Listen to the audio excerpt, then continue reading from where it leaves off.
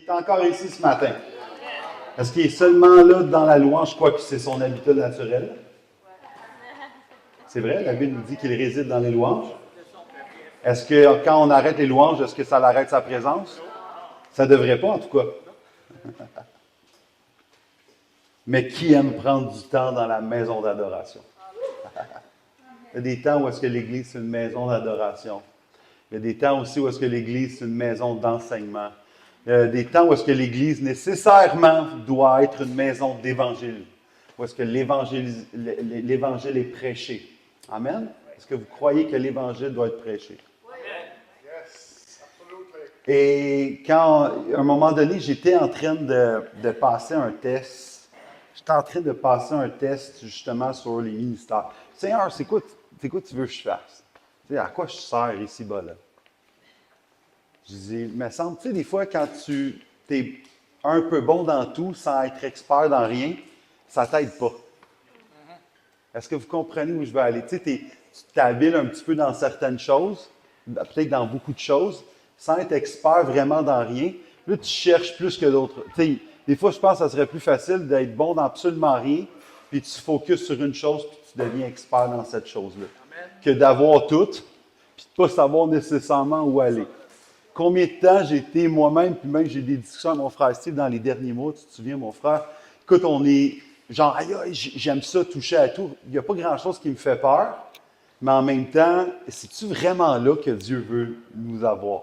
Et c'est aussi un danger, autant que ça peut être quelque chose qui peut être bien. Là. Mais il faut savoir où est-ce que le Seigneur nous appelle. Et je pense que l'évangélisation, je le crois encore aujourd'hui, c'est ce que nous avons prêché en 2024, en 2025. Ce n'est pas qu'un ministère, mais c'est la mission que l'homme, la femme doit porter. Et en fin de semaine, le Seigneur m'a montré, je suis parti voir la famille. J'étais allé au salon de l'auto. J'ai vu plein de belles autos. C'était super le fun. Mais à un moment donné, tôt ou tard, mon cœur s'est tourné vers les besoins. J'avais mon chandail porteur de royaume avec des versets bibliques dessus. Ça fait jaser. Quand tu portes un chandail, tu t'en vas dans une place, peut-être 10 000 pieds carrés. Il y a peut-être 50 ou 100 000 personnes qui passent là. C'est sûr qu'il y a au moins quelques personnes qui lisent ton chandail et qui te posent des questions. Puis, c'est étonnant à quel point Dieu, il fait des choses grandioses. Tu vas voir la famille. Tu sais, il prend tout ce que tu as besoin, tout ce que tu veux faire, puis il peut se glorifier au travers de ça. Tu es allé voir des belles autos. J'ai eu des belles discussions avec mon beau-frère, que j'aime beaucoup. Des fois, un homme très introverti, mais que quand tu es avec lui, il s'ouvre un peu plus. On a eu du bon temps. Mais je ne pouvais pas passer à côté de parler de l'Évangile. Puis, à un moment donné, je parlais de l'Évangile, puis mon beau-frère, il me regardait, puis il était comme, il se demandait qu'est-ce qui se passait avec moi. Parce que j'avais jamais pris de temps avec lui vraiment. Puis en prenant du temps avec lui, il y a mon cœur, puis mon oreille, puis ma voix était portée sur les gens qui avaient besoin de Jésus. Puis, j'ai demandé, j'ai dit, je prends du temps avec toi, je suis avec toi, je veux que tu saches, je suis à 100% là, mais je ne peux pas être ici sans parler de Jésus. Il dit non. Au contraire, il dit, genre, c'est comme j'avais jamais vu ça, puis je tripe au bout de ma vie, tu sais. Mais ça me rappelait à quel point mon cœur n'est pas encore assez tourné vers le monde. Puis, le Saint-Esprit m'interpellait dans mon cœur, puis il me disait, tu sais, Kevin, quand t'aimes, tu sais, quand tu reçois de tes parents l'enseignement, tu reçois des gens autour de toi, et tu peux aimer d'un amour humain. Puis, tu sais, on va se le dire, il y a des gens qui aiment d'un amour humain le plus que d'autres. Il y en a qui ont le cœur sans la main pour ne pas prendre l'expression. Mais la question que le Saint-Esprit me posait, est-ce que ton amour est suffisant pour aller là où est-ce que moi je veux aller? Puis je dis, Seigneur, autant que je peux aimer, jamais ton amour pourra être comparable à celle que j'ai dans mon petit cœur d'humain. Là, tu sais. Fait, il me dit, il va falloir que tu commences à aimer plus comme moi j'aime. Puis la parole de Dieu est claire sur l'amour de Dieu. On est dans une époque en 2026, on est tellement axé sur le royaume de soi que le royaume de Dieu ne peut pas avoir de place. Et le royaume de soi passe par un paquet de choses, dont l'identité qu'on a parlé, je pense, plusieurs fois depuis déjà fin 2025. Et je me souviens avoir été impacté par un message, justement, à fin 2025, au mois de septembre. Je ne comprenais pas ce qui se passait. Puis le gars est juste arrivé sur le stage, il a juste commencé à parler de l'amour de Dieu. Mais j'ai été tellement chamboulé dans mon cœur. Je ne sais pas si c'était tu sais, des fois, c'est un mélange d'émotions, mais quand Dieu touche avec sa main, ce n'est pas une émotion. Les gens peuvent voir, selon ta réaction, te dire que c'est une émotion. Mais quand Dieu touche ton cœur, des fois, on peut on peut avoir des larmes, mais les gens vont dire « Ah, comment ça tu pleures? » Non, je suis juste joyeux. Je suis juste touché par son amour. Et tout le long, pendant 1 heure et demie, j'étais comme « Arrête donc, Kev. » J'étais comme une Germaine, là, pas une Germaine, mais une Madeleine, excusez. Une Madeleine qui n'arrêtait pas de pleurer. Puis là, je regardais autour de moi, puis, tu sais, on dirait plus tu regardes autour de toi, plus les gens te regardent. Là. En tout cas, je pleurais, j'étais tellement touché par l'amour de Jésus. Je disais, Seigneur, c'est la clé, elle est là. Et ce matin, on chantait la victoire, la victoire. Autant que Christ est victorieux à la croix, mais on est appelé à vivre dans cette même victoire-là. Et comment elle est obtenue, cette victoire-là? Elle est obtenue par celui qui nous a aimés. Et on ne peut pas parler de victoire sans amour. On ne peut pas marcher dans la victoire de Dieu en négligeant l'amour qui nous a été donné en premier. Et on a beau prêcher l'Évangile, on a beau prophétiser, déclarer des paroles, mais il n'y aura jamais une plus belle déclaration, une plus belle prophétie, une plus belle prédication ou un mot d'évangélisation que Jésus t'aime. Et dans l'amour de Dieu, et à un moment donné, c'est Sam Robinson qui avait dit, écoute, il s'en allait avec sa mentor Patricia King, c'est une femme de Dieu exceptionnelle, puis il s'en allait avec elle justement dans l'évangélisation, puis le Seigneur le préparait là, avec des noms, des dates de fêtes précises, là. Des affaires avec une précision chirurgicale. Là. Des noms, tu fais telle chose dans la vie, puis il était fier de ça, il était content. Puis à un moment donné, il arrive devant la personne, puis il sait que c'est cette personne-là à qui il doit déclarer ces choses-là. Et il commence à lui dire, tu as tel âge, tu fais telle chose dans la vie, ta. Puis il le regarde, puis il est comme, ah oui, oui, tu as raison. Puis là, Sam Robinson, il dit, ouais, mais ça ne fait pas plus que ça. Il dit, ben non. Puis il était comme, ben voyons, il me semble, quand tu dis des choses précises comme ça à quelqu'un, c'est, wow, ça fait quelque chose, un petit peu de, c'est censé d'impacter la vie. Puis Patricia King est arrivée en arrière, puis elle a juste demandé au Saint-Esprit qu'est-ce que cette personne-là avait besoin. Puis elle a juste dit, Jésus t'aime tellement. Le gars, il s'est mis à pleurer sa vie. Là. Pourtant, il y avait des grosses révélations qui étaient vraies, sauf qu'il manquait l'élément central, l'élément essentiel à ce que le cœur de l'homme puisse être touché. Et c'est l'amour. Et ce matin, le Seigneur me disait beaucoup dans la louange, beaucoup veulent l'amour de Dieu, mais beaucoup sont teintés de d'autres choses. Et quand je dis teinté, vous avez déjà vu, c'est quoi une teinte? Ça change la couleur. Ça modifie la couleur. Et ce que j'avais en mon cœur, c'est que beaucoup ont l'amour de Dieu, mais elle est modifiée avec beaucoup de choses. Là, je me disais, Seigneur, qu'est-ce que c'est ça? Je m'en vais où avec ça? C'est qu'il y a beaucoup de choses. Des fois, c'est la frustration d'avant. Des fois, c'est des situations dans lesquelles où est-ce qu'on a vécu des choses. Puis on n'est pas encore totalement guéri. Puis on essaie de donner l'amour de Dieu, mais un amour teinté, c'est un amour absent. C'est un amour humain. Et le Seigneur me disait ce matin que Kevin, tu as encore du travail à faire. Et oui. Mais je veux avoir cet amour parfait-là qui bannit la crainte, qui bannit la peur, même jusque dans les champs. Et c'est excellent en passant le chant. J'ai rien contre le chant, je peux vous dire. J'aime ce chant-là de tout mon cœur. Depuis combien d'années on chante ça? Mais des fois, les chants sont teintés de choses qu'on ne devrait pas apporter. Ça crée une distance plus qu'une proximité. Et le but premier de Dieu dans son amour, c'est de marcher main dans la main. Et quand on se promène, que ce soit le salon de l'auto, ou que ce soit dans des endroits où on va faire l'épicerie ou peu importe, c'est un chant d'évangile, de bonnes nouvelles. Où est-ce que tout le monde parle de la guerre de l'Iran? Nous, on parle de la bonne nouvelle de Jésus-Christ. Amen. La bonne nouvelle de la croix qui est encore bonne, 2026 ans. Ben là, je ne calcule pas les années bissextiles. Ça serait plus que 2026. Est-ce que quelqu'un s'est déjà amusé à checker juste cette parenthèse? Peut-être que je reviendrai avec un moment plus exact que 2026. Ça ne serait pas facile, hein?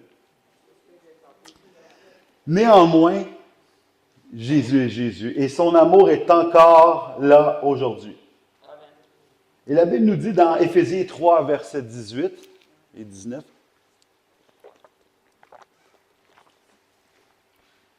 pendant qu'on tourne là, faire un petit témoignage. À un moment donné, j'arrive pour aller me chercher quelque chose à boire.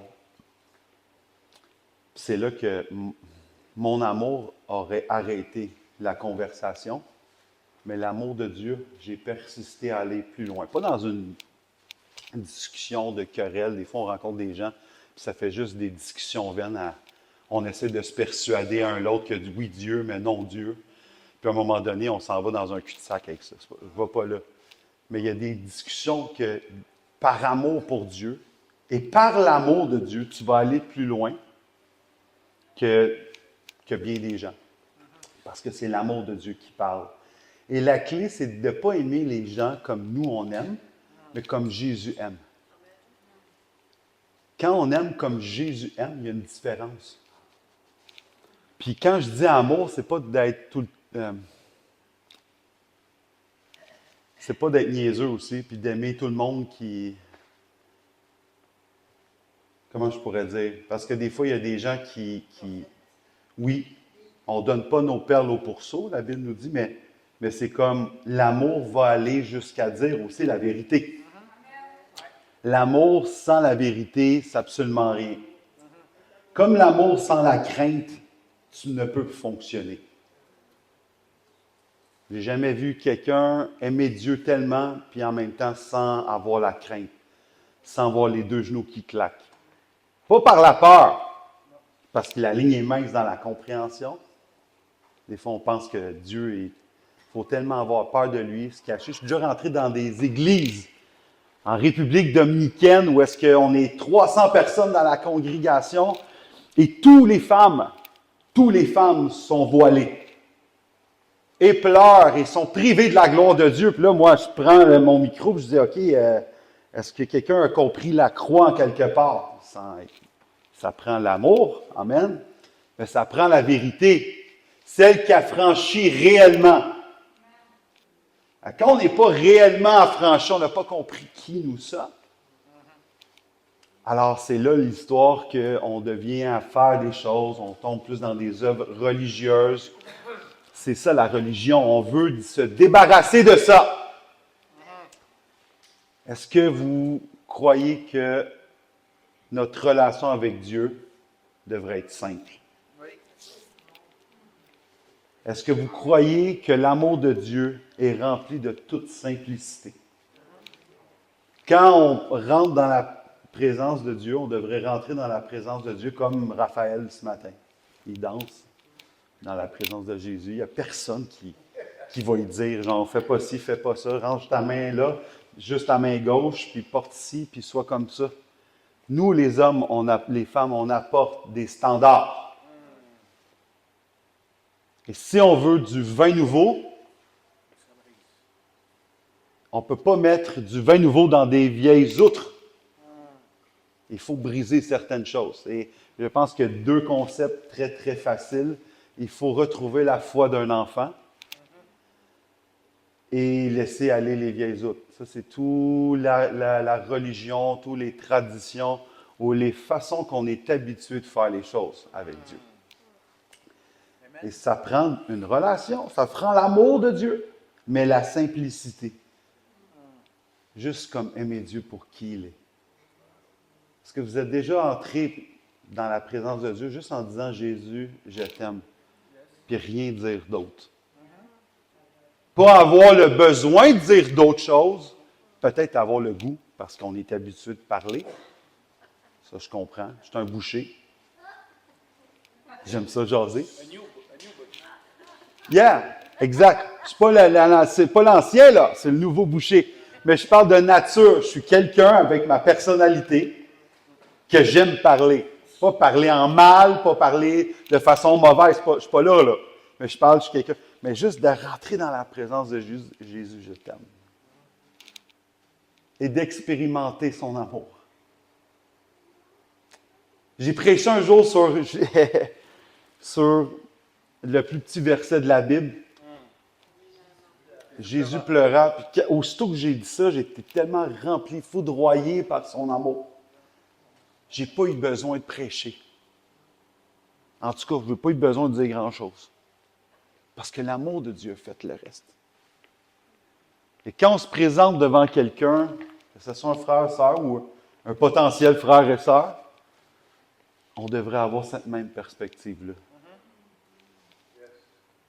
Et des fois, tu sais, le verset qui nous dit, ce n'est pas avec des discours de persuasion, mais démontrer l'esprit, la puissance. Je pense que dans l'esprit, la puissance se trouve l'amour de Dieu. Amen.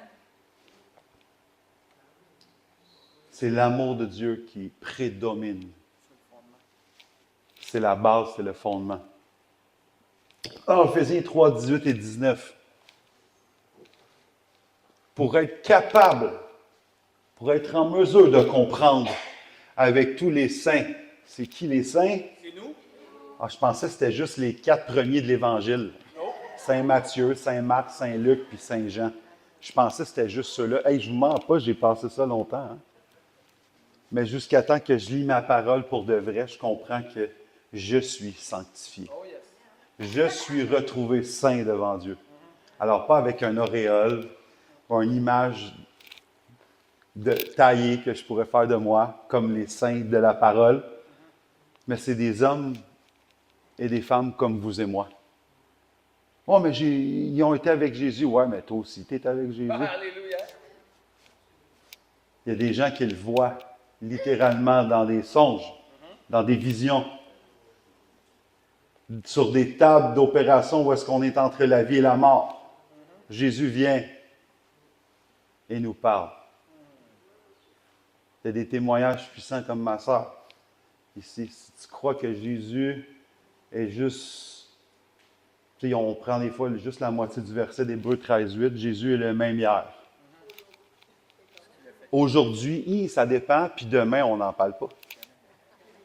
Des fois, c'est comme ça qu'on réfléchit, des fois, c'est comme ça qu'on agit plutôt. Mais Jésus est le même hier. Quand il a dit à Lazare après le 4e jour, sors! Il peut le faire aussi avec Madame Potvin sur une table d'opération parce qu'elle est morte. Lève-toi et marche! Comme il a fait il y a 2 ans, peut-être à peu près, 1 an et demi, 2 ans. 2 ans. Jésus est ressuscité. Jésus a dit, vous allez faire encore de plus grandes choses que moi. Non, on ne veut pas, on a de la misère à croire ça, mais oui. Il y a des choses, vous savez ce que ça veut dire chrétien? C'est des petits Jésus. Pas des petits Christ, mais des petits Christ. On rajoute le T à la fin, on ne met pas 2 S. Mais on est des petits Jésus. Alléluia. Et on voit des merveilles quand on baigne dans son amour. Quand on laisse son amour nous immerger. Je me souviens, la première fois, j'étais dans une conférence avec Heidi Baker. J'ai regardé cette femme-là comme le petit bout de femme qu'elle est. Je dis, qu'est-ce que c'est? Tu sais, mon premier regard fait, tu sais, qu'est-ce qu'elle va m'apprendre? Je ne savais pas c'était qui Heidi Baker. Je me suis repris, pardon Seigneur. Mais, quoique c'est toujours une femme, autant que je suis un homme, ce n'est pas Dieu, c'est Heidi. Je suis Kevin et je vais rester Kevin. Et je suis fier d'être qui je suis. Je ne veux pas être une autre personne. Sauf que Heidi apporte l'amour du Père. Quand elle se présente sur un stage, comme Leaf, qui est arrivé, Leaf Hetland, quand je suis allé en conférence au mois de septembre dernier, les gens, ces personnes-là vont sur un stage. Ils n'ont pas besoin d'ouvrir la parole. L'onction tombe, l'amour de Dieu tombe instantanément. C'est ça qu'on a besoin pour se promener dans les rues et atteindre les gens. Être sûr, au travail, et juste poser ta main sur l'épaule de quelqu'un, ça dépasse tous les mots. Quand tu portes la présence, tu la transportes, elle sort d'ici. Elle sort de ton lieu de prière. Puis elle vient avec toi. Des hommes comme Billy Graham, qui est entré à un moment donné dans une place, dans un hôtel, et la femme de ménage est rentrée. Par la suite, elle ne savait pas du tout que Billy Graham était là, plusieurs heures auparavant. Puis elle est tombée à genoux toute seule, sans personne. Puis elle a donné sa vie à Christ. Elle n'a même pas eu besoin de personne. Elle a juste eu besoin de la personne du Saint-Esprit, avec Jésus, pour donner sa vie. Et elle a demandé par la suite, j'aimerais savoir, par curiosité, Sen, c'est qui était là-bas? Parce que là, moi, je suis rentré dans cette chambre-là, puis là, c'est pas normal, c'est pas comme d'habitude, parce que je change les draps. Là, c'est toute la pièce qui m'a changé, c'est pas moi qui ai changé la pièce. Et on dit, c'est un homme qui s'appelle Billy Graham, et quelqu'un là-dedans lui a dit, plusieurs heures, il avait prié, il avait pris du temps avec le Seigneur. Est-ce que notre relation avec Dieu impacte la vie des autres autour de nous? C'est l'amour de Dieu. Commençons avec l'amour de Dieu. Et si on veut avoir, justement, on veut continuer d'avancer, il faut être capable de comprendre avec tous les saints quelle est la largeur, vous savez, les 4 dimensions, la profondeur et la hauteur, largeur, longueur, profondeur, hauteur de l'amour de Christ, verset 19. Et de connaître cet amour qui surpasse toute connaissance. Vous savez, ce n'est pas juste la paix qui surpasse, la paix de Dieu qui surpasse toute intelligence, mais aussi son amour. Afin que vous soyez remplis de toute la plénitude de Dieu.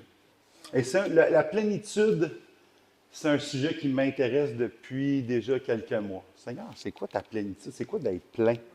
Pas être plein, là. Mais être plein de toi. Manger de toi. Juste recevoir de toi. Et on ne peut rien avoir en plénitude, en tout cas, si on ne commence pas avec à être rempli de l'amour de Dieu. Et je suis quelqu'un de nature qui aime. Dans ma nature humaine, je ne suis pas parfait non plus dans l'amour, loin de là. Mais je sais que dans mon cœur, je suis sincère quand je dis j'aime quelqu'un. Mais ce n'est pas suffisant si c'est juste moi. L'amour de Dieu va aller à 1000 plus loin. Même, c'est ça que Jésus nous dit. Comment aimer ton ennemi? Ouais, mais on va faire un kilomètre. Non, faisons 2. Ta capacité au travers de l'amour de Dieu va dépasser ta limite personnelle. Et je sais, des fois, on a tellement de soucis, on est envahi de nos vies, que ce soit une vie d'étudiant, une vie de travail, une vie de où est-ce qu'on a une quête, je suis tanné d'être seul, je veux avoir un futur époux, une future épouse. Toutes ces choses-là sont bonnes, mais sont secondaires à ce qui est l'amour de Dieu. Et je pense que quelqu'un qui expérimente,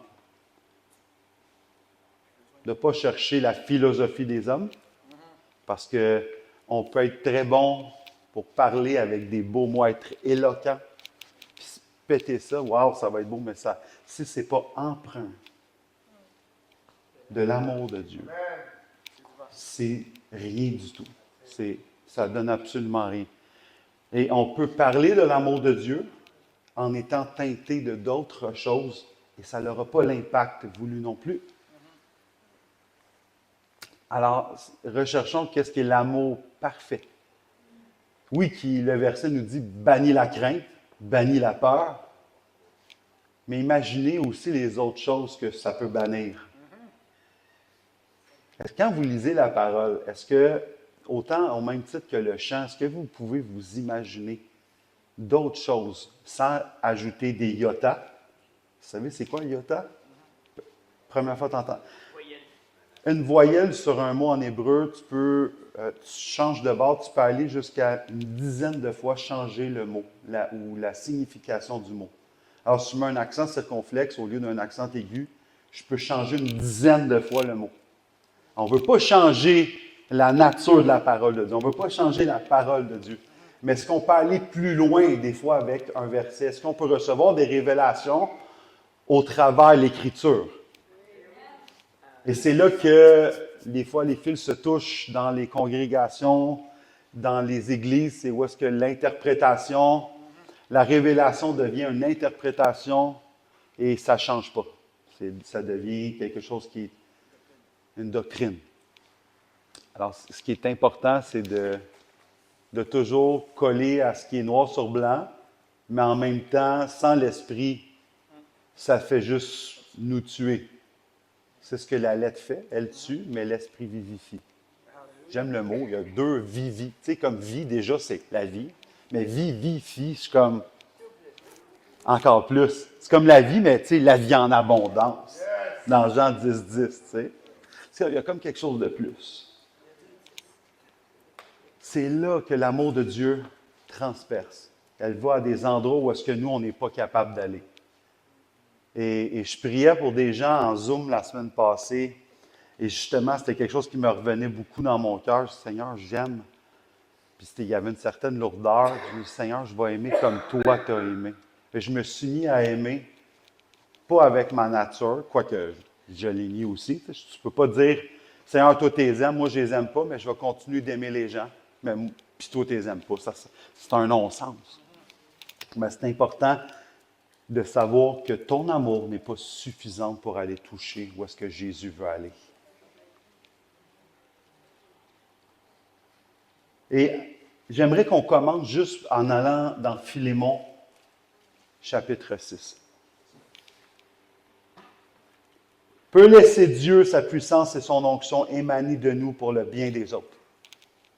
Mais comment est-ce possible? Parmi les nombreux versets bibliques qui traitent le sujet, on va aller ensemble dans Philémon 6.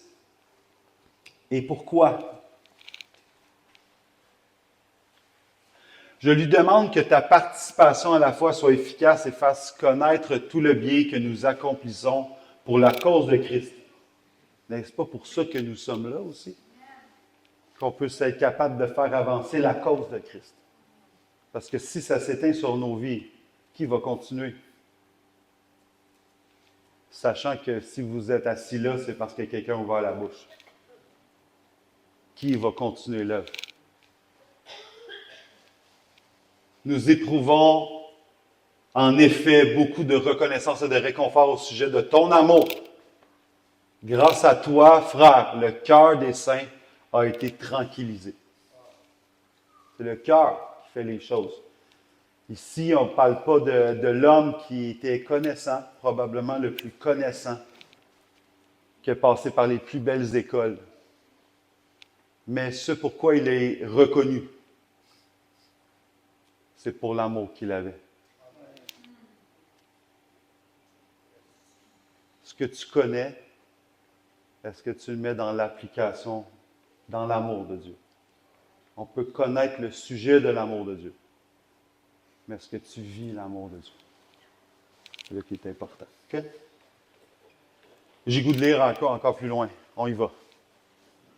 C'est pourquoi, bien que j'ai en Christ toute liberté de te prescrire ce qui convient, c'est au nom de l'amour que je préfère et t'adresser une requête, moi, Paul, qui suis un vieillard et de plus maintenant un prisonnier de Jésus-Christ. C'est au nom de l'amour, pas au nom de mes connaissances, pas au nom de mon pédigree, pas au nom du nombre de personnes que j'ai amenées à Christ, pas à toutes les œuvres qu'il a pu, quoique sont extraordinaires et exemplaires même, je dirais. Quand je regarde les œuvres de Paul, je suis comme, on va manger nos croûtes puis nos carottes spirituellement, puis on va à un moment donné réussir à faire l'œuvre sans dire que je suis Paul, parce que je reste Kevin, et je suis fier d'être Kevin, sans prétention. Je ne veux pas être Paul. Je me souviens, mon père, à un moment donné, m'avait dit ça. Il était, corrige-moi si je me trompe, il était avec un dénommé, je pense que c'est Robert Ashcroft. Puis tu disais, genre, tu expliquais, il parlait avec mon père, puis il disait, écoute, moi, puis à l'époque, papa avait peut-être une certaine admiration par rapport à Billy Graham. Puis à un moment donné, il a juste mis la main sur l'épaule, il dit, arrête de vouloir être Billy Graham. Dieu t'a créé comme Michel Boucher. Et à partir de ce moment-là, les hommes ont resté les hommes, puis Michel est resté Michel. Kevin est resté Kevin, Steve est resté Steve. Amen. Si on n'accepte pas qui nous sommes et tout l'amour qui a été déposé en nous, à quoi bon continuer? Mais sachant ces choses-là qui sont sûres et certaines.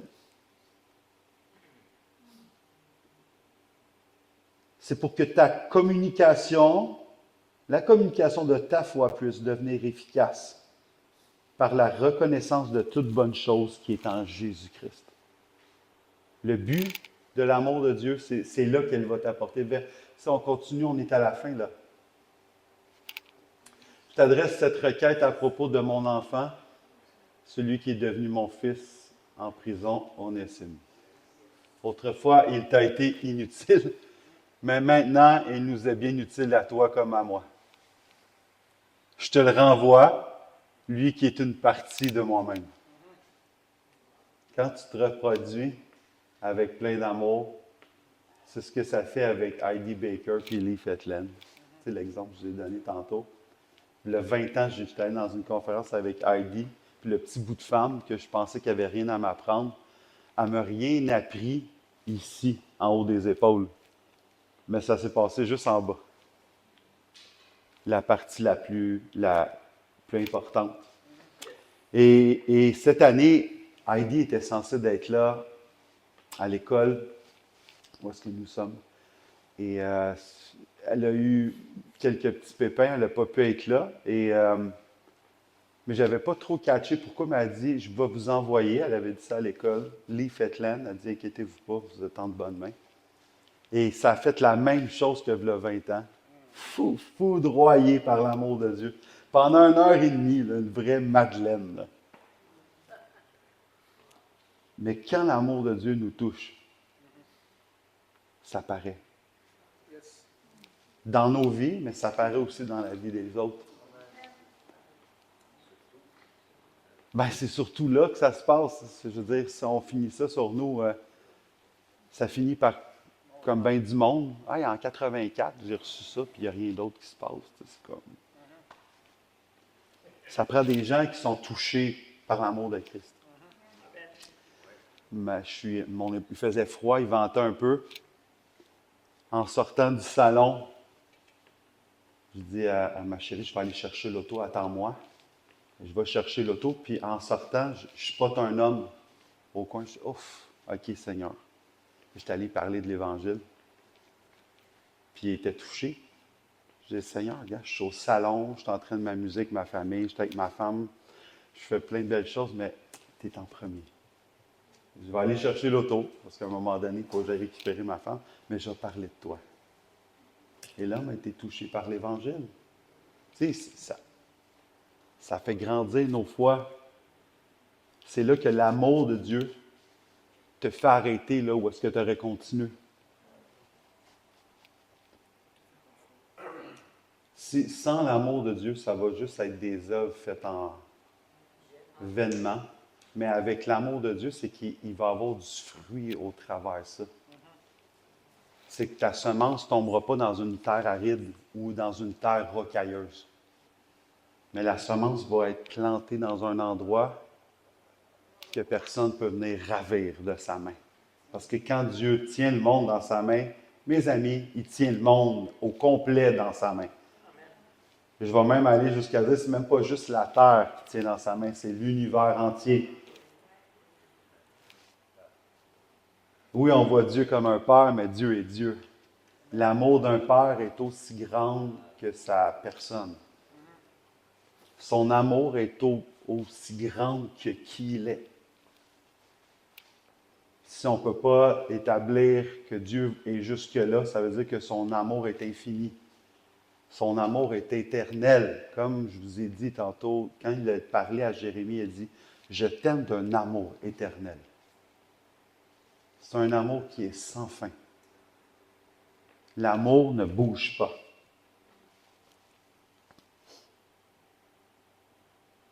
Dans 1 Jean 4, versets 7 et 8,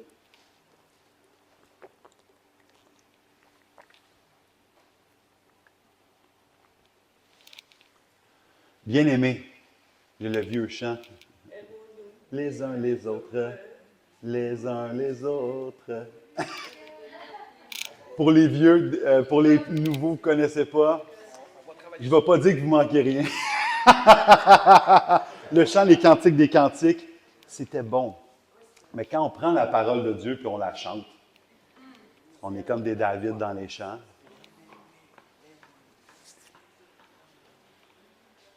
Aimons-nous les uns les autres, car l'amour vient de Dieu. Et toute personne qui aime est née de Dieu et connaît Dieu. Alors le contraire est aussi bon. Tu ne peux pas prétendre connaître Dieu, puis pas aimer les gens, puis pas juste connaître l'amour en général. Alors c'est une percée qu'on doit avoir. Pas juste en tant qu'Église, mais si on veut une marque qui est efficace, une marque sur les gens qui dure, quelque chose qui reste dans la vie des gens, je me rends compte à toutes les personnes que je peux parler de façon très logique à quelqu'un puis essayer de persuader. J'ai comme un talent de vendeur. Puis le Seigneur ne veut pas que je vende l'Évangile. C'est facile de parler de l'Évangile. En tout cas, peut-être pour certains, c'est juste parce que tu n'as pas commencé à le faire. Là. Un coup, tu commences à parler de Jésus, c'est comme « wow, c'est tellement le fun ». Mais de toucher là où est-ce que Jésus veut toucher, dans son amour, précisément peut-être des fois avec des mots comme celui de Samuel Robinson qu'il a eu, parce que c'était peut-être de Dieu, mais il n'y avait pas l'amour quand il l'a dit. Vous vous souvenez de mon histoire au début? Je peux te donner un paquet de trucs précis à ta vie, mais si je n'ai pas l'amour de Dieu, il manque l'essentiel.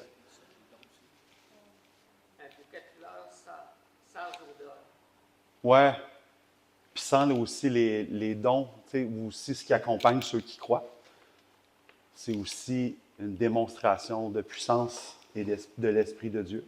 Mais ce matin, tout ça n'est pas... Tu sais, quand Jésus dit « Je te connais pas, j'ai fait tout ça, mais je te connais pas », c'est parce que, si on regarde un lien à faire, un parallèle entre deux versets, c'est qu'il connaît, si on ne connaît pas Dieu, c'est qu'on n'a pas goûté, on n'a pas expérimenté, on ne sait pas qui est Dieu dans son amour.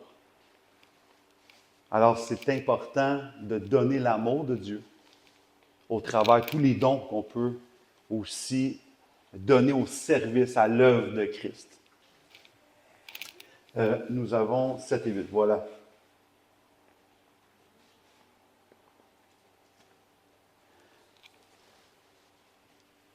Pour ça que je disais tantôt, à toutes les fois que vous ressentez de l'amour pour quelqu'un, n'oubliez pas que ce n'est pas vous, c'est le cœur de Dieu qui ressent cet amour-là pour cette personne-là. Il faut s'arrêter. Quand Dieu porte un regard sur quelqu'un, il pourrait passer par le voisin, mais il a choisi de passer par toi. C'est un choix. Il dit, hey, regarde, porte un œil, porte une oreille attentive, développe tes sens sur qu'est-ce que Dieu veut. Et ça ne sera jamais autre chose que commencer par l'amour de Dieu. Après ça, il y a d'autres choses qui viendront. Quand tu portes de l'amour divin et non humain, tu peux combiner les deux. Mais à un moment donné, ce qui arrive, c'est que en portant un intérêt sur les gens, c'est qu'il y a des questions il y a des réflexions qui vont sortir de ça. Puis là, le Seigneur commence à te montrer des choses. si tu n'aurais pas parlé avec la personne, tu n'auras jamais su. Je me souviens, la première fois, j'étais là, 5 ans, moi, à peu près 5, 6 ans, j'étais dans un guichet, j'étais en train de travailler, puis là, j'étais full rempli de l'esprit. Vraiment, là, à fond. Puis il y a un homme qui rentre, puis dans mon cœur, je sais. Tu sais, ça vous a déjà arrivé, tu sais que le Seigneur veut toucher cette personne-là. Fait que là, moi, je me mets à prier pour cette personne-là. Je prie. Le Seigneur, alléluia, Seigneur, fais quelque chose. Tu sais. J'étais beaucoup dans le Seigneur, montre-moi de quoi. S'il y a quelque chose qui arrive, je veux être là. Mais l'homme est parti, là, sans que j'y parle, sans que je dise rien. Là, bon, j'avais des questions.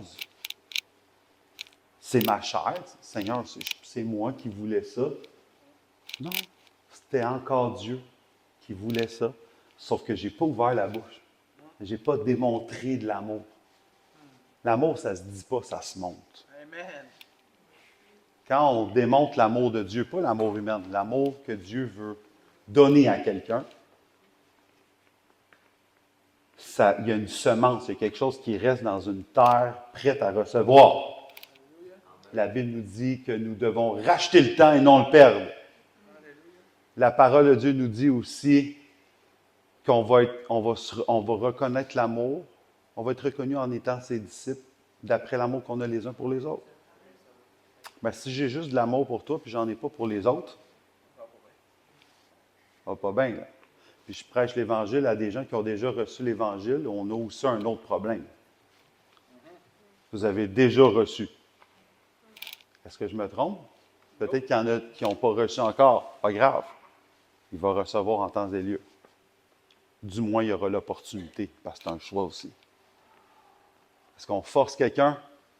On pourrait donner un chèque de 1 million. Accepte Jésus, là. On donne un chèque d'1 million, regarde. Il n'y aura pas de sincérité. Il va préférer le million à Jésus. 1 Corinthiens 13, on va commencer à terminer, mais non, on commence. Pour commencer. L'amour agapé. Il y a plusieurs types d'amour, mais si on parle vraiment de l'amour qu'on doit donner à nos frères et nos sœurs et le monde aussi, souvent on sort ces versets-là dans un contexte de mariage. Je ne sais pas si quelqu'un s'est marié dans les 2 dernières années, 3 dernières années, 4. Vous avez probablement entendu ces versets, peut-être même pas, là, de qu'est-ce que constitue l'amour. C'est censé être quoi l'amour? On devrait tellement sortir ça, pas juste quand on se marie, mais pendant aussi. Puis peut-être apprendre à c'est quoi l'amour avant qu'on se marie, pour être capable d'aimer quelqu'un comme il faut. Parce que l'amour, c'est quelque chose de... Ah, l'amour, c'est l'amour. L'amour, c'est frivole. L'amour, c'est ah ouais, on tombe en amour. Des fois, c'est plus les émotions. Mais aimer, comme Christ a aimé. Ou aimer ton épouse, comme Jésus s'est sacrifié pour son épouse. Oh, on est ailleurs, là. Un petit peu plus en avant. L'amour est patient. Il est plein de bonté. L'amour n'est pas envieux. L'amour ne se vante pas et s'enfle pas d'orgueil. Il ne fait rien de malhonnête. Il ne cherche pas son intérêt. Il ne s'irrite pas. Il ne soupçonne pas le mal. Il ne se réjouit pas de l'injustice, mais il se réjouit de la vérité. Ça veut dire que l'amour est composé de la vérité. Je me souviens dans les discussions qu'on a eues, peut-être 3-4 ans, Mélanie, toi puis moi, on parlait beaucoup de la vérité, puis on parlait aussi de l'amour. Puis là, on était venus à la conclusion ensemble, peut-être que tu t'en souviens pas, là, mais que la vérité était importante. La parole de Dieu, c'est la lumière, c'est notre sentier, c'est la parole, c'est la vérité. Mais si on n'a pas l'amour, la vérité, c'est que du légalisme, c'est que quelque chose qu'on doit faire pour mériter le ciel. Mais on ne peut pas faire des œuvres sans connaître l'amour de Dieu. Ça prend l'amour de Dieu, c'est nécessaire. Et c'est là que ce qu'on va faire, on le fait par obéissance, par amour. Alors, c'est plus dans le faire et ne pas faire pour essayer de parvenir au ciel. C'est là qu'on doit comprendre qui est Dieu. Il nous a tellement aimés. C'est pas pour... Tu sais, souvent, on lit le verset, le Jean 3,16, il nous dit, afin qu'on ne périsse pas. Mais on s'arrête là. Des fois, on accepte Jésus par peur. J'ai été ce gars-là à l'âge de 20 ans. J'ai connu la grâce de Dieu, j'ai connu son amour. Mais je suis tombé dans une phase de ma vie où est-ce que c'était beaucoup dans le faire. Et j'étais beaucoup dans la condamnation, dans la culpabilité. Où est-ce qu'à toutes les fois qu'il y avait quelque chose que je faisais mal ou que je ne faisais pas, que je devrais faire, la culpabilité. J'étais rongé par la culpabilité. Je n'avais pas compris que mon père au loin, pas mon père physique, quoique mon père physique en a fait large au travers, l'amour de Dieu emmène, gloire à Dieu pour ça, mais que je ne voyais pas encore le père qui préparait la table, qui ne voyait pas qu'est-ce que j'avais fait comme le fils prodigue avec tout l'héritage qu'il m'avait donné. Il a fait comme, viens rendre bon et fidèle serviteur, viens, maintenant mon fils était perdu, maintenant il est retrouvé. Et quand on ne peut pas voir ça de Dieu si on ne connaît pas son amour. C'est la chose la plus importante. Je dirais même, je vais aller jusque-là, que tu ne pourras jamais connaître l'identité propre que tu as aux yeux de Dieu si tu n'as pas connu son amour. Si tu veux connaître qui tu es, c'est son amour. C'est son amour qui change tout. Alors, quand on dresse la liste de comment aimer comme il faut, oui, si c'est là pour les Corinthiens, c'est là pour le monde de Saint-Roch. Des fois, on lit ça et on dit que c'était pour les gens des Corinthiens, parce qu'eux autres en avaient besoin, comme si nous, on n'avait pas besoin de ça. On a besoin de ça, nous aussi, d'aimer proprement comme Jésus nous a aimés. Si on veut aimer notre prochain, il faut apprendre à aimer comme Jésus nous a aimés. Et ça ne se fait pas de nos propres forces, mais c'est la nature de Dieu, de son amour en nous, qui est capable de donner cet amour-là. C'est le kilomètre supplémentaire.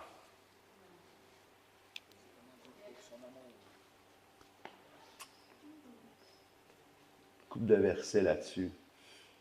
En fait, j'en ai peut-être une vingtaine.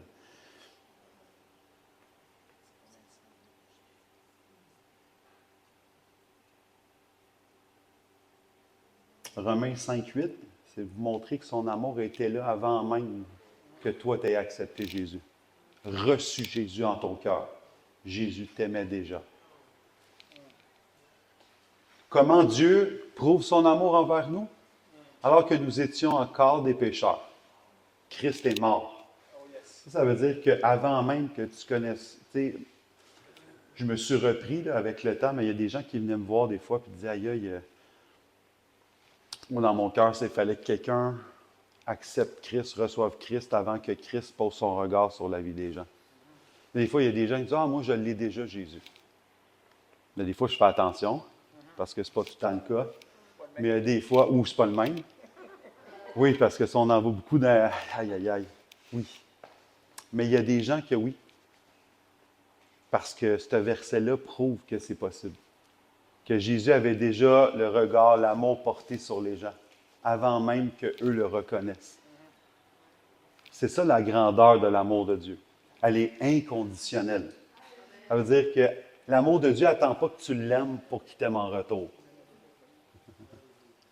C'est ça le sans condition. C'est pas parce que toi tu l'aimes qu'il t'aime. C'est le contraire. C'est ce qui se passe souvent. C'est quand on voit toute l'étendue de son amour, c'est là que notre cœur déborde. C'est là qu'on reconnaît qu'est-ce que Jésus a fait, qui il est pour nous, alors que nous étions pécheurs. Christ est mort pour nous. Une fois pour toutes. Pas deux fois. Des fois, on le remet une deuxième fois dessus. C'est une erreur qu'on fait. On pense que nos erreurs sont plus grandes que le sacrifice à la croix. Non. Le sacrifice a été fait une fois pour toutes. Et c'est là que les gens, des fois, mais non, comment il peut être mort pour des péchés à venir? Ah! On ne tombera pas dans un sujet autre que celui de l'amour ce matin. Mais je peux te dire une chose, que l'amour est infiniment plus grand que ce que tu peux penser. elle dépasse ta connaissance. Et c'est tout est à vivre plutôt qu'à expliquer. Je peux t'expliquer l'amour de Dieu, mais autant qu'une image vaut mille mots, vis l'amour de Dieu, là, puis tout ce que je t'ai dit là, tu vas faire soit A ou tu vas faire encore plus, encore plus loin. Parce que Dieu veut vivre son amour avec toi. Pas avec une personne plus qu'une autre. Pierre l'a reconnu, Pierre l'a vu et en a pleuré jusqu'à pleurer du sang. C'est ce que la Bible nous dit parce que Jésus avait dit à Pierre que tu vas me renier 3 fois. Et Pierre, dans tout son bon sens et des fois dans tout sa son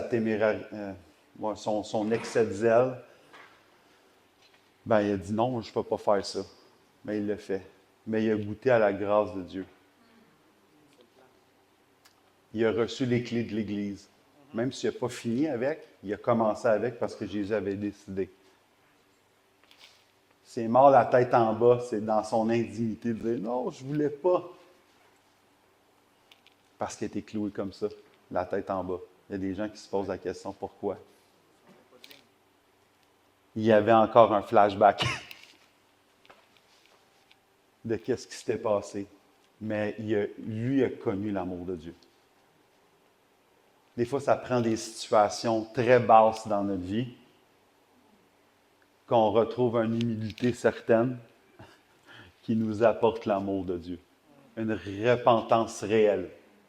Je ne cours pas après les problèmes, hein, je vous le dis. Sauf que quand il y en a un qui surgit et qui m'amène plus proche de la croix, c'est comme passer dans un presse-citron. Ma soeur dirait ça.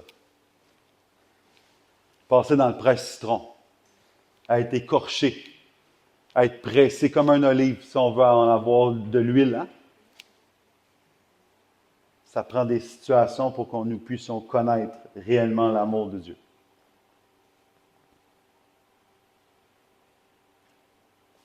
1 Jean 4, verset 16, j'ai quelques versets pour terminer, pour appuyer ce que je disais. 1 Jean 4, verset 16.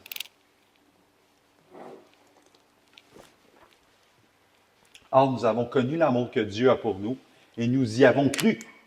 Dieu est amour et celui qui demeure dans l'amour demeure en Dieu et Dieu demeure en lui. Tu peux voir un paquet de trucs à faire, tu peux voir l'Évangile comme de long en large, dans toutes les dimensions que tu veux, mais ça prend l'amour de Dieu pour demeurer en lui et que lui puisse demeurer en toi. Et ça, l'amour de Dieu, j'avoue que dit comme ça peut être vague. Ça, l'amour de Dieu, ah ouais, j'aime Dieu, tu sais. Ah, mais c'est quoi aimer Dieu? Sans donner de réponse à voix haute, c'est quoi, pour toi, aimer Dieu ce matin? Genre, dire à Dieu, je t'aime, c'est une chose. Mais comment prouver à Dieu ce matin que tu l'aimes? Tu n'as rien à prouver à Dieu. Une drôle de question. Mais en même temps, c'est juste toi t'assurer que est-ce que tu demeures réellement en Dieu, dans son amour? Qu'est-ce que tu fais? Qu'est-ce que tu dis ou conjointement dans tout ce que tu fais et dis qui prouve que réellement l'amour de Dieu habite en toi? Fais sa volonté, commandement, lui obéir. Amen. Mettons, est-ce que quelqu'un, tu sais, on pose la question, ça serait quoi pour toi aimer Dieu réellement? Je te pose la question, j'ouvre le micro, là, l'espace d'une minute. Let's go. Changer des choses qu'on n'avait pas faites avant. OK. Comme demander pardon. L'amour de Dieu, le pardon, amen. OK. Fruit de l'esprit, c'est un des fruits d'ailleurs. Amen. Lui céder ma vie, c'est ça que pour toi qui est l'amour de Dieu. OK. Amen. Moi, je suis totalement dans cette pensée-là parce que pour moi, dire à Dieu je l'aime, c'est une chose, mais c'est dans démontrant dans les actions. Ça, c'est moi. Mais je pense que c'est biblique aussi. Est-ce que vous avez. C'est biblique, le verset qui nous dit qu'on c'est comme ça qu'on va être reconnu. Amen. Pas seulement les frères et les sœurs. OK. J'aime ça. J'aime ça.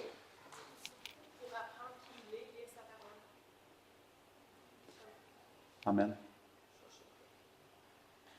Ça me fait penser, petit aparté, la petite parenthèse, j'ai parlé, on était dans un salon la semaine passée, il y a quelqu'un qui n'arrêtait pas de me dire à quel point il connaissait Dieu. J'ai posé la question, as-tu déjà ouvert son livre? Ben, il me dit, quel livre? OK. Ben, je dis, tu sais, la Bible. Oh, la Bible, parle-moi pas de ça. Mais tu connais Dieu. Je dis, moi, si je veux prendre du temps pour te connaître toi, il faut que je m'assieds avec toi pour te connaître. Sinon, c'est des hypothèses que j'émets ou sinon, c'est des idées préconçues que j'ai entendues ou une idée que j'aimerais que ça soit. Mais dans tout ça, est-ce que tu peux t'assurer que c'est réellement Dieu? Si c'est des hypothèses. Écoute, ça travaille un peu mais c'est important de connaître Dieu au travers de sa parole parce que on ne peut même pas avoir la foi sans sa parole. La foi vient de ce qu'on entend. Amen. Écoute, on est bien parti. J'aime ça. Quelqu'un d'autre a-tu une idée là-dedans? Amen. Vouloir ressembler à Jésus, ça me fait penser aussi au chant. Te ressembler à Jésus. C'est mon espoir suprême. Amen. Toujours plus comme toi. Ah.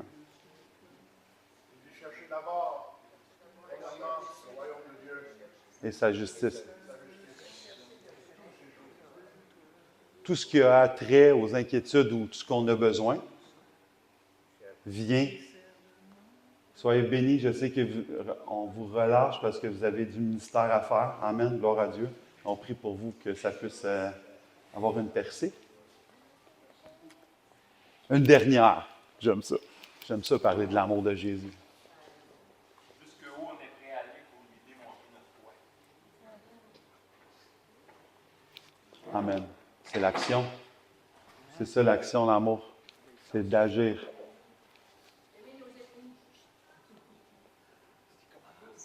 Comment la parole de Dieu nous dit quelle distinction y a-t-il entre le monde et nous si on n'est pas capable d'aller jusque-là et en faire plus encore.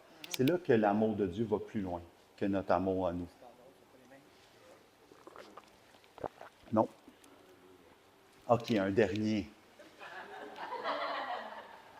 Mais j'aime ça interagir aussi un petit peu des fois. Parce que ça fait juste un message, là, puis je vous kick un message, puis vous partez avec ça. Mais ce matin, est-ce que tu as le goût de ressembler à Jésus, aimer tes ennemis? Est-ce que tu as le goût d'obéir? Est-ce que tu as le goût, dans sa parole, apprendre qui est l'amour, qui est la nature de Dieu? Tu sais, comment on peut être en amour avec quelqu'un qu'on ne connaît pas? Ça prend de connaître. De toute façon, Jésus dit, tu fais tout ce que tu peux faire une tonne d'affaires, mais je ne te connais même pas. On peut voir ça comme quelque chose de rigide, de dur, un peu comme les avertissements sur l'Église. Mais non, c'est plus comme, je veux tellement pas que tu sois comme ça, je t'avertis d'avance. Est-ce que vous avez déjà lu la parole de cette façon-là? Quand tu lis la parole de Dieu avec amour, tu prends la vérité dans l'amour, tu vois plus, c'est plus dans le faire et ne pas faire. Quoique le faire et ne pas faire vient naturellement. Parce que tu l'aimes, parce que l'amour de Dieu est là. Instinctivement, tu aimes ce qu'il aime, et instinctivement, il ne faut pas oublier ce qu'il haït aussi. Tu viens à l'haïr. Et si on n'est pas là, c'est qu'il manque dans l'amour, il manque la crainte. Il manque le trembling un peu, là, les genoux qui cognent. Pas la peur. Amen, ma soeur.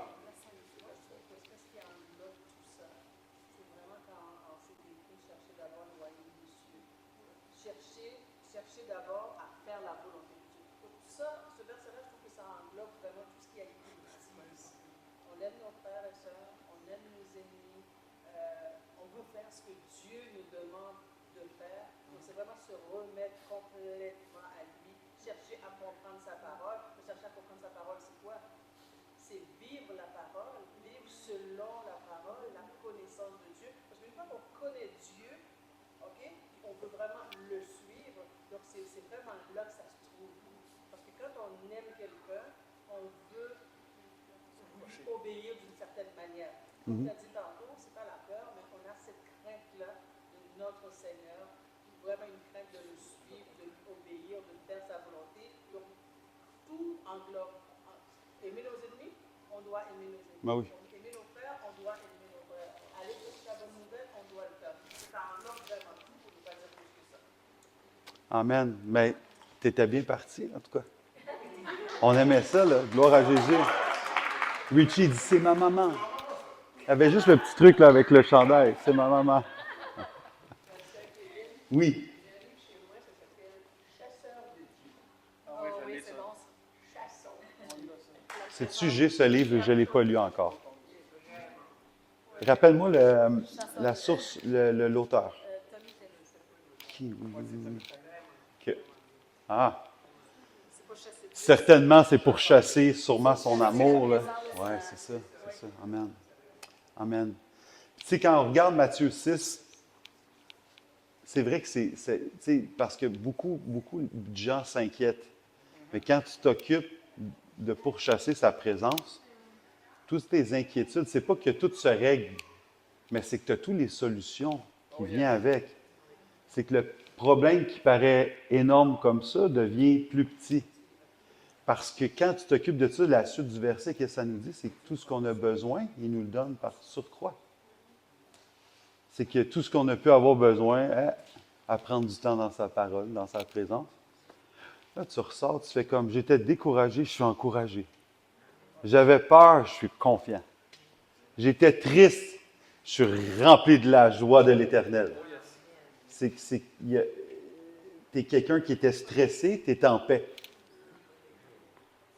La Bible nous dit la paix qui surpasse toute intelligence. Essaie pas d'avoir la paix d'après tes propres forces. Tu peux avoir une certaine paix, même que, tu sais, on le voit dans certains salons, des choses comme ça. Les gens recherchent la paix, la zénitude, au travers le New Age, au travers le yoga, au travers, hein, tu en connais un rayon là-dedans, hein? Est-ce qu'il y a réellement une paix qui est là? À part des problèmes que tu as eus, physiques, etc., sans rentrer dans des détails perso, là. Mais quand tu as été libéré de tout ça, les Kundalini, puis les affaires de New Age, puis tout, qu'est-ce que tu as eu, tu sais? Senti quelque chose sortir de moi. OK. Une paix, là, parce que le yoga, c'est faire un vide, mais tu te remplis d'autres choses qui n'est pas du Seigneur. Dis-le fort. Le yoga, c'est tu fais un vide, ben, c'est qu'est-ce qu'ils te disent, mais quand tu fais un vide, tu te remplis d'autres choses. Donc, quand tu es dans le Seigneur, ben, c'est tout l'amour du Seigneur que tu as. Et puis, c'est une paix que personne d'autre peut donner. Amen. Oui, ma belle-sœur m'a dit oui, je l'ai fait en repentance. J'ai reconnu que j'avais péché. Je l'ai fait pendant 20 ans, le yoga. Et puis, je me suis repentie de ça. Et puis, j'étais à genoux dans mon salon. J'en pleurais parce que, Seigneur, c'était pas ta volonté. C'était une délivrance. Oui. Amen. Exactement, une délivrance. C'est des signes qui accompagnent ceux qui croient encore aujourd'hui. Oh yes! C'est pas pour hier, c'est pas pour les gens de la parole de Dieu, c'est pas pour les autres. C'est pour toi. J'ai goût de te dire ça ce matin. La délivrance, c'est pas pour les gens d'hier, c'est pour les gens d'aujourd'hui. Jésus est le même hier, aujourd'hui et éternellement. Les signes qui accompagnent ceux qui croient, ce n'est pas juste les apôtres ou les 12 ou les 70 ou les 120 dans la chambre haute. C'est pour ceux qui sont à Saint-Roch aujourd'hui. En ce moment même, Dieu veut te délivrer, Dieu veut étendre sa main de puissance, sa main d'amour sur ta vie. Il y a trop de situations comme ça pour dire qu'ils sont tous menteurs en même temps. C'est impossible que Dieu n'agit pas aujourd'hui. Et il y a trop de situations pour le prouver. En commençant par les 500 qui l'ont vu après la croix. Il y a plus de 500 personnes qui ont témoigné que Jésus n'était plus sur la croix, mais qu'il était descendu, ressuscité d'entre les morts le troisième jour. Qu'est-ce que je voudrais rajouter, c'est que la tu adoreras qu'un seul Dieu, puis dans le yoga, c'est l'idolâtrie, parce que tu as plusieurs dieux, donc tu ne sais pas qui t'adore en faisant le vide. Donc la parole est juste, tu n'adores Oui. pas que Amen. Tu sais, à un moment donné, je me suis retrouvé une place. Puis ça, j'aime ces places-là. Parce que des fois, je vais à une place, puis j'ai un gros point d'interrogation. J'ai aucune idée qu'est-ce que je fais là, mais je le sais, tu sais. Parce que le Seigneur m'a pointé à un endroit. Puis je suis tombé sur une formation sur qu'est-ce qui est le New Age, le yoga, tous les esprits Kundalini, puis ces choses-là. Puis les chakras, les dieux, les Shivas, tout ce que tu veux qu'on connaît peut-être pas trop au Québec. Mais ce qu'on va connaître, c'est qu'on va connaître l'islam un peu, parce mais c'est Dieu-là qui vient, où est-ce que Dieu est en toi, tu es Dieu. Et il y a l'hindouisme ou le bouddhisme, l'hindouisme surtout, c'est que tu vas, tout est un Dieu. Genre, moi, je vais toucher cette table-là, puis cette table-là, c'est un Dieu. Tout est Dieu. Fait que quand tu parles à tout le monde connaît Dieu, mais c'est tout pas le même. On a un problème. C'est un vrai fléau. Des fois, il ne faut pas s'emballer, il ne faut pas s'emporter parce qu'on a le goût de « Hey, qu'est-ce que vous faites avec votre faux Dieu? » Tout le monde a la lumière, mais tout le monde, la lumière est différente et est tamisée à différents endroits. Elle brille pas. Mais si elle brille, là, ben, elle ne chasse pas les ténèbres de la vie de personne. C'est la seule lumière, c'est celle de Dieu. Jean commence avec ça, il essaie de prouver aux Juifs. Là, je vais recommencer à prêcher, je vais m'arrêter, je vous le promets après. Jean, il dit, la lumière est venue puis vous ne l'avez pas reconnue. La vraie lumière, la grande lumière, la seule et unique. Vous ne l'avez pas reconnue, vous l'avez mis sur la croix. Quoi qu'il n'y aurait rien qui aurait été empêché parce que c'était prédestiné ainsi. Parce qu'il fallait que ça se fasse. Mais en même temps, Jean dit la vérité. Il dit à tous les Juifs, regardez, vous avez attendu le Messie depuis tant de temps. Vous l'avez eu en avant de vous et vous l'avez jeté à la poubelle. Qui est une dernière. J'aime tellement ça quand ça se passe comme ça. C'est quoi l'amour de Dieu pour toi? Pour ceux et celles qui n'étaient pas là, ça vous donne l'opportunité de réfléchir 2 secondes, dire qu'est-ce qui est l'amour de Dieu pour toi?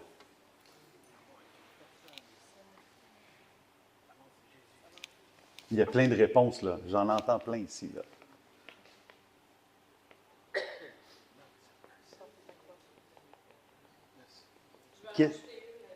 Vas-y. je veux rajouter aussi se laisser transformer même quand ça fait mal. Ça, c'est l'amour de Dieu. Amen. Il y avait un chandail que tu avais à un moment donné. C'était quoi qui était marqué dessus? Ah, brise-moi pour quoi? Brise-moi avant de me bénir. C'est ça, hein? Break me before blessing me. Quelque chose comme ça. Ça fait mal. Ben, c'est là, on veut pas, tu sais, pour connaître pleinement, tu sais, quand on veut parler de la plénitude là, de Dieu, c'est qu'il faut vouloir aller passer par le processus. Si tu gardes ton processus, c'est comme si tu ajoutais Dieu à ta vie, puis tu décidais comment Dieu devait agir dans ta vie. Si on veut laisser Dieu pleinement, au complet, à 100%, agir dans son amour, et il faut se laisser briser, être dans le fond l'argile comme lui, il est le potier. Moi, je suis très visuel, j'aime ça voir Dieu prendre ma vie puis la former. Quand ça ne marche pas, vous avez déjà vu comment un potier fonctionne quand il y a une petite roche qui passe? Tout tombe. Il recommence. L'idée, c'est pas de s'attarder à comment ça a fini, mais comment ça va recommencer. Dieu a toujours une longueur d'avance. Son amour permet de voir à l'avance ce que toi, tu ne vois pas. Toi, tu vois ici, lui voit à l'horizon.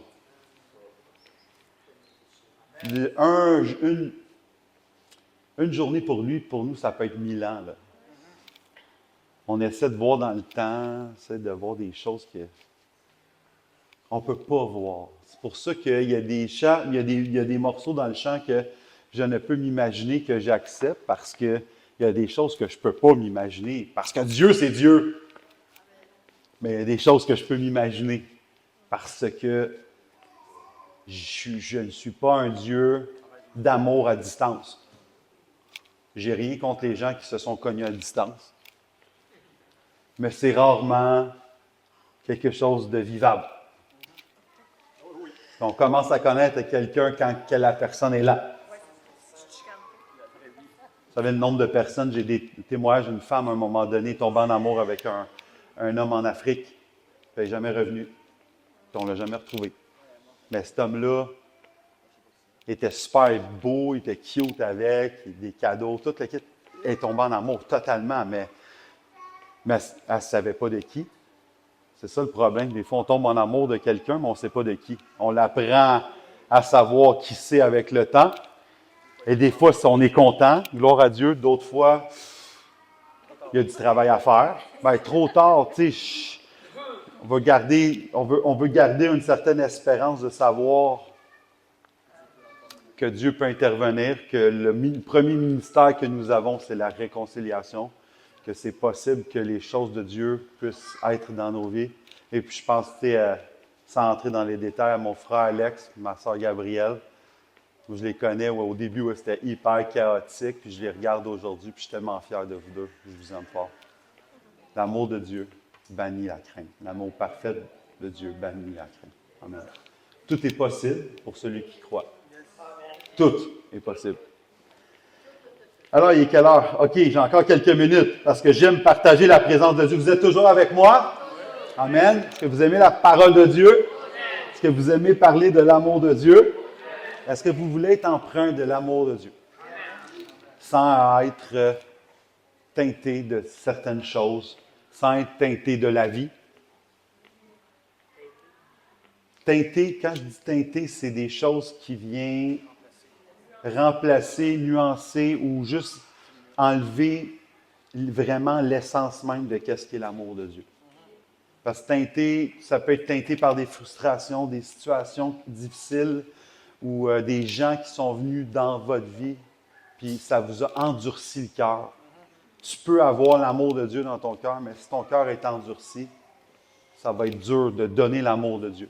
C'est pour ça que c'est Ézéchiel qui dit « Seigneur, enlève mon cœur de pierre, transforme-le dans un cœur de chair. » C'est Ézéchiel qui dit ça?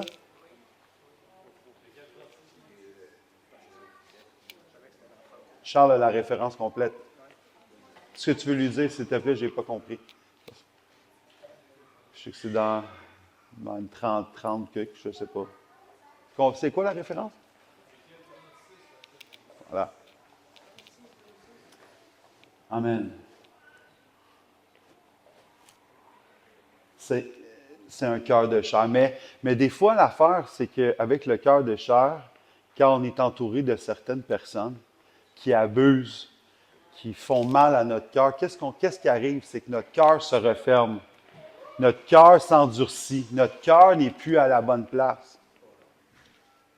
Et c'est pour ça que, tu sais, les gens vont dire, je vais suivre mon cœur. Une des pires erreurs qu'un homme et une femme peuvent faire, c'est de suivre son cœur.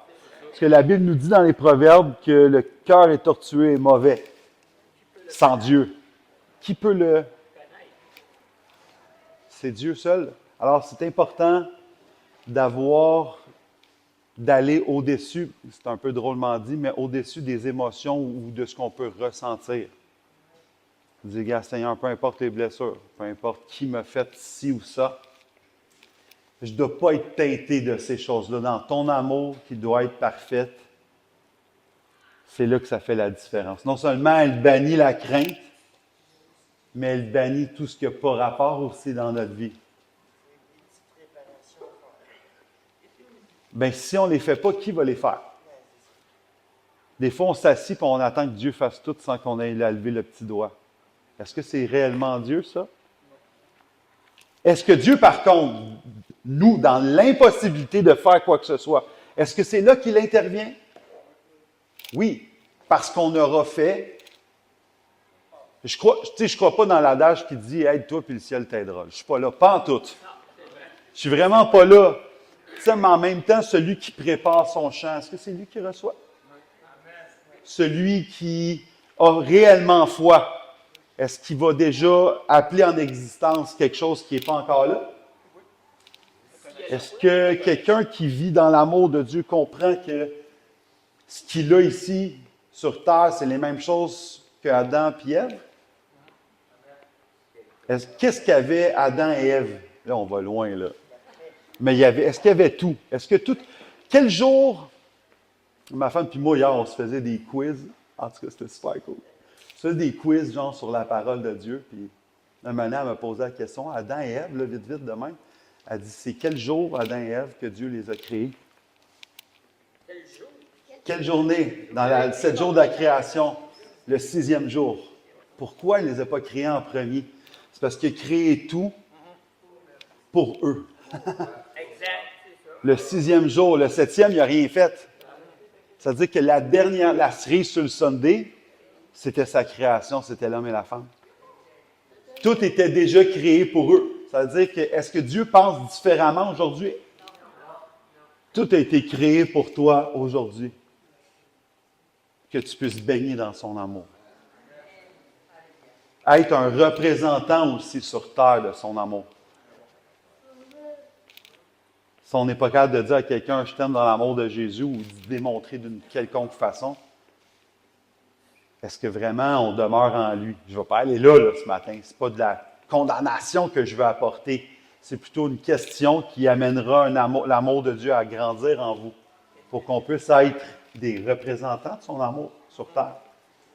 Rentrer sur un stage, pas juste leave it land, là. Rentrer sur dans une place au travail, puis l'atmosphère complète change. Dans un milieu carcéral.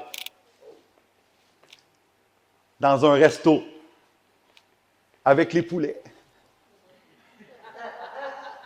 Avec toutes les personnes que vous côtoyez. Dans un nouveau travail.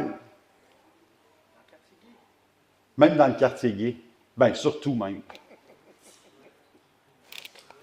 Ben oui. Nous autres, on dit, aïe, tu sais, ça répugne Dieu. Non, non. Est-ce que Dieu aime le péché? On le dit. Est-ce que le péché était le même dès le jour 1? Est-ce qu'il pense de la même façon aujourd'hui? Oui. Mais son amour pour le pécheur, on peut-tu juste s'attarder sur ça? Le péché, il déteste. Il va encore le détester demain. Mais on peut-tu laisser Dieu détester le péché, puis nous, aimer Dieu, puis au travers de son amour, OK, détester ce qu'il déteste, mais surtout se concentrer sur le pécheur? C'est comme ça qu'on démontre l'amour de Dieu, alors que nous étions encore des pécheurs. Christ est mort pour nous. Si on se souvient de ça, où est-ce que tu étais hier, ça nous aide à aller où est-ce qu'on doit être demain. À chaque jour suffit sa peine. Ma soeur a parlé de Matthieu 6 tantôt. Il n'y a pas juste des peines, heureusement, il y a des joies. Mais le lendemain, il prend soin de lui-même. Amen. Est-ce qu'on y va vraiment avec un dernier? L'amour de Dieu, quel est... Ah, on n'a pas lu le verset d'Ézéchiel tantôt, là. Je vous donnerai un cœur nouveau, je mettrai vous un esprit nouveau. Je retirerai de votre corps le cœur de pierre et je vous donnerai un cœur de chair. Alléluia. Un dernier. Mélanie. Le premier commandement. Tu aimeras ton Dieu de tout ton cœur, de ta pensée, de toute ta force. Ça veut dire que tu es capable de pousser tout pour aimer Christ. Dieu en premier. Tu ne peux pas faire autre chose que quand tu tripes, tu capotes, tu es en amour par-dessus la tête, tu es prête à tout bannir. Tu fais toute la place à Dieu. Alors quand tu es avec Dieu, Amen. On pousse un petit shot plus loin ensemble. Le deuxième maintenant. Comment tu fais pour aimer ton prochain si tu n'aimes pas Dieu? Qu'est-ce que Jean dit? Si tu détestes ton frère, tu es inimitié de Dieu. Raka. C'est aussi une posture de cœur quand tu es rendu à dire à quelqu'un, mais sans aller là. Mais tu ne peux pas être ennemi ou ne pas aimer ton frère ou même celui qui est dans la rue, puis prétendre aimer Dieu. Les deux, il y a un lien intrinsèque. Si tu aimes Dieu, tu peux aimer ton prochain. La chose, c'est il y a beaucoup de gens qui aiment Dieu, puis ils aiment beaucoup plus leur nombril, ouch, aïe aïe, que notre prochain. Ça, c'est un fléau qu'on a. Parce qu'on a ça ici, on a notre petite vie, on a notre travail, on a nos choses. C'est facile d'aimer Dieu. Je viens à l'église, mon petit temps personnel avec Dieu, je retourne chez nous, je fais ma petite affaire, mais on ne démontre pas cet amour-là aux autres. C'est là qu'on doit aller un petit peu plus loin. Ça demande un effort, un sacrifice, puis c'est là qu'on arrête. Parce que ça demande un effort. J'ai déjà ma vie, j'ai déjà mon travail 40 heures semaine. Tu sais, écoute, là, j'ai mes enfants, j'ai mes couches, On peut rentrer dans un paquet de raisons. Puis c'est vrai. Puis probablement certains d'entre vous, vous êtes très occupés même, puis c'est vrai. Sauf qu'on doit aussi prendre du temps. Ça prend du temps pour aimer Dieu et notre prochain. Amen? C'est quoi il dit, l'amour accomplit toute la loi? Comment? C'est l'amour accomplit toute la loi. Ben oui. Tu sais, si tu aimes réellement, tu ne vas pas convoiter la femme de ton prochain, tu ne vas pas voler, tu ne vas pas tuer. C'est le véritable amour. Fait que dans le fond, ça en revient au premier commandement. Tout le temps. C'est ça l'accomplissement. Je ne suis pas venu à voler, mais à accomplir. Fait que l'accomplissement permet de pouvoir faire ça dans une simple. C'est pour ça que l'amour de Dieu est simple. Après ça, il parle, ben là, quand quelqu'un va te taper à droite, il va te taper à gauche. C'est la loi du talion. C'est ce qu'il parle tout de suite après. Hein? Il parle du premier commandement, deuxième commandement. Tape-moi, ouais, pas 3, ouais. Si tu le fais 3 fois, parce que les Juifs, c'était comme ça. C'est 3 fois. C'est pour ça que Jésus, là, je ne vais pas tomber là-dedans parce que c'est tellement fun de parler de Jésus. Je suis dans un quiz depuis hier, j'aime ça.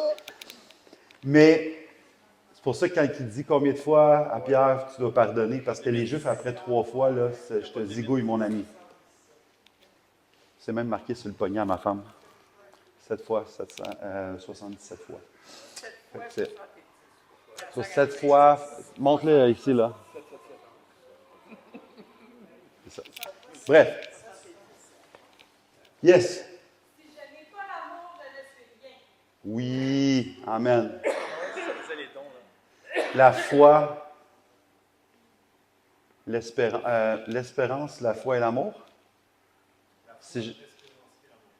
Si je n'ai pas l'amour, je ne suis rien.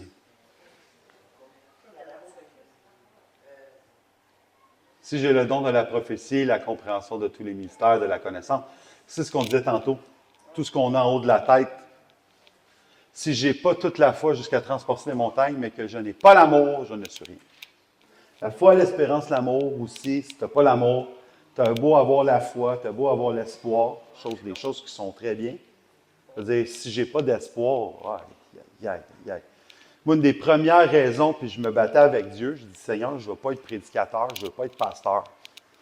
Puis j'ai vu ce que pas juste au travers du ministère de mon père, parce que je suis dans l'honneur, j'ai vu tout ce qu'il a fait, puis je l'ai vu faire des choses que personne n'accepterait, ou recevoir des choses, mais il ne le faisait pas pour les hommes, pour faire plaisir aux hommes, mais pour faire plaisir à Dieu. Je dis, moi, jamais je vais faire ça. Puis une des premières choses que le Seigneur m'a dit, les gens ont besoin d'espoir. C'est comme ça que j'ai commencé à prêcher. Parce que les gens avaient besoin d'espoir dans mon cœur. J'étais persuadé que les gens étaient en manque d'espoir. Mais sans l'amour, sans la foi, c'était éphémère. Quoique les gens, ça a donné de l'espoir. Hein, ça amène.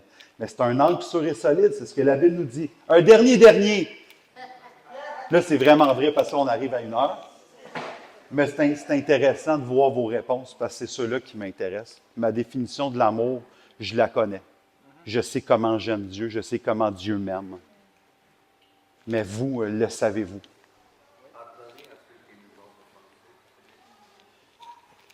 C'est une démonstration d'amour incroyable. Je te dirais même que c'est quelqu'un qui veut grandir dans l'amour de Dieu sans faire ça. Va à un moment donné arriver, comme un boomerang, il va revenir en face de ça, puis tôt ou tard, il va devoir pardonner.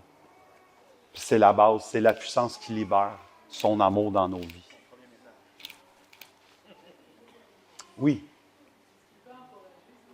Parle fort, s'il te plaît. Ce qui peut encourager, c'est que moi, quand j'ai donné ma vie au Seigneur, il a enlevé des habitudes, des affaires qu'on n'aurait pas pensé qu'il y avait enlevé. C'est-à-dire que le Seigneur nous donne tellement qu'on peut aimer d'une façon qui s'ouvre de plus en plus parce qu'il nous aime tellement qu'il va le faire. Amen. Quand tu sais qu'il t'aime, tu sais qu'il va aller jusqu'au bout. Ce qui commence, il finit. Amen. On peut être dans le milieu, dans des sables mouvants, pris à quelque part, mais parce qu'il t'aime, puis tu le sais, tu le connais, tu le sais que c'est pas la fin. C'est un moment. J'étais à mon travail l'autre nuit, puis mon travail, c'est une grâce que Dieu m'a fait. Ça me permet de. Je suis sur la surveillance, je prends du temps en parole avec le Seigneur, je prie pour les usagers qui sont là-bas. Puis Dieu a commencé à me parler et susciter dans mon cœur que l'amour envers Christ, l'amour envers les autres, c'est pas émotionnel, c'est décisionnel. Quelqu'un qui aime pour vrai veut vraiment prendre la responsabilité qui vient avec. Amen. Puis Comme ça. comme des fois, on découvre à nos dépens. Quand on vient à Marie, on découvre aussi à nos dépens. Mais c'est vraiment ça que le Seigneur m'a dit. Il m'a dit, c'est rien d'émotionnel, c'est rien d'un ressentiment. C'est pas quelque chose qui est quelque chose que tu vas à cœur à travers ta nature, ton ancienne nature, mais vraiment la nouvelle nature. C'est laisser cet esprit nous montrer qu'est-ce que c'est la décision, qu'est-ce que c'est la responsabilité et l'engagement. L'engagement qu'on a envers Christ, c'est un engagement qu'on a aussi envers les autres. Amen. Écoute, ça me fait penser, c'est vrai que c'est décisionnel, il y a une responsabilité là-dedans. Puis pour t'avoir vu plus d'une fois, aimer les gens, c'est pas quelque chose qui est dur pour toi. Tu aimes les gens. Tu es là en plus, tu œuvres pour le Seigneur, puis tu le fais pour le royaume.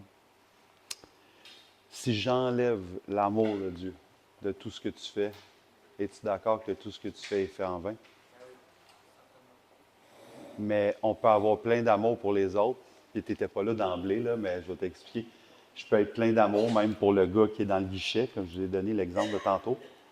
Je peux l'aimer à distance, puis jamais il va le savoir parce que je n'aurai jamais ouvert la bouche. C'est vrai que c'est une décision et c'est une responsabilité. Alors, mais il ne faut pas tomber dans le faire et ne pas faire, qu'il faut. Non, non, non. Partons toujours du principe de son amour. Il nous a tellement aimés. C'est juste facile. C'est pas un sacrifice qu'on fait, c'est de l'obéissance. On fait juste aimer les gens pour qui ils sont, comme Jésus les aime. Alors, c'est là l'accomplissement de la loi qu'on a parlé tantôt. Amen. J'ai goût de dire un dernier, mais là, on a fini, là. On a fini, amen. Je vous aime d'un amour sincère, et lui vous aime d'un amour éternel. Amen. N'oubliez jamais ça. Okay? Merci Seigneur pour ton amour. On veut te rendre gloire pour tout ce que tu fais dans nos vies parce que ce qui est fait dans nos vies, c'est toi qui le fais. Alors, je veux juste te dire merci Seigneur pour l'accomplissement de la loi, ce qui est en nous. Et quand tu as dit tout est accompli sur la croix, réellement et sincèrement, tout a été accompli. Et Seigneur, on veut juste comme faire perdurer, on veut garder Seigneur ce temps-là, on veut aussi vivre cet amour-là et faire vivre aux autres autour de nous cet amour. Seigneur, tu nous as tellement aimés le premier. Tu nous connaissais avant la fondation du monde. Alors, Seigneur Jésus, on veut te dire merci pour ton amour. Aide-nous à aimer comme toi tu aimes, Jésus. Amen.